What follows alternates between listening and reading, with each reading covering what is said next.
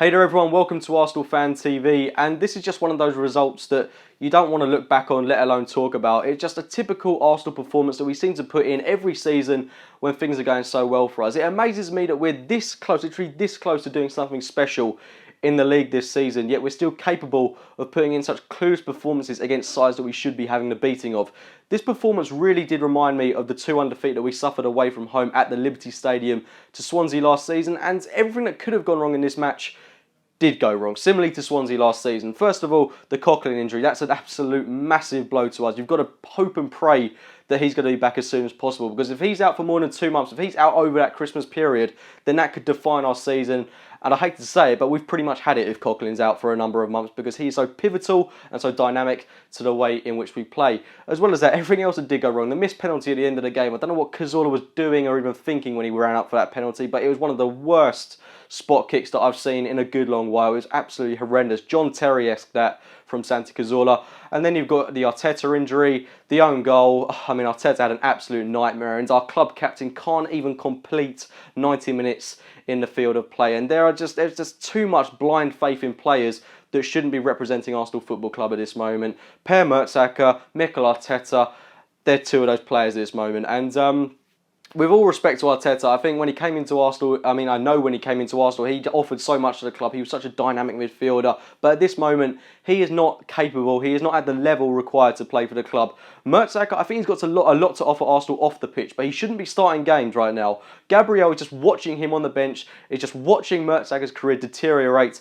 and Gabriel should be lining up alongside Koscielny. That, for me, should be the centre-back partnership for this season. I'm quite frankly amazed that it isn't, given how well Gabriel has played whenever he has represented Arsenal this season. So, I mean, this game didn't start off in the worst sense. It did start off quite well for us, actually. I mean, we were dominating possession in a way. We were having some good chances, and we did get the goal for Olivier Giroud, first of all. Mesut Ozil racking up his 7th consecutive assist, and I believe that's his 11th in the league this season. A lovely free kick into Olivier Giroud, a free header into the back of the net past Myhill, 1-0 to Arsenal, and you'd think at that point we would take control of the game in the way that we normally do. But, of course, with the absence of Francis Coquelin, our balance didn't really seem to be stored within the team, and we did concede an awful goal from a free kick that Mikel Arteta did give away. It was very poorly marked. Morrison was poorly marked, should I say, by Arteta and by Hector Bellerin.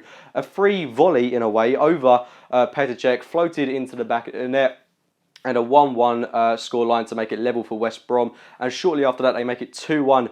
I don't know what to say about this goal, because it was just absolutely abysmal by Mikel Arteta to put it into his own net. Our club captain, I really don't know what to say about him. Going into half-time at 2-1 down, it's not the position you wanted to be in. And how many chances did we create throughout the course of this match? Because they were very few and far between for us in that second half. We brought on Joel Campbell, who had our most clear-cut chance of the game, I think. He missed from about 2 yards out, 3 yards out, in a chance that was more difficult to miss than actually put into the back of the net. So that was really disappointing. And given the way that Campbell was played in recent weeks, I mean, he hasn't really put a foot wrong, but we all know, I think, deep down that he's not at the level to play for Arsenal Football Club. But he hasn't really done anything wrong. He really would have won a lot of people over if he'd have put it in the back of the net. But now I fear a lot of people are going to turn against him. But, I mean, it's a difficult situation that we've put ourselves in now. And thankfully, we're still in contention, but you just got to hope that this result doesn't relay throughout the team, and we've got to go into that game against Zagreb now, get a convincing win. Then we've got Norwich, Sunderland and Villa coming up, so that's games that we've got to win. We have got opportunities to put this right, but this is just worrying that it's a typical Arsenal performance that we're putting in a game which, we should have won, and we could have potentially leapfrogged City in this game and be at the top of the table. But it's another missed opportunity.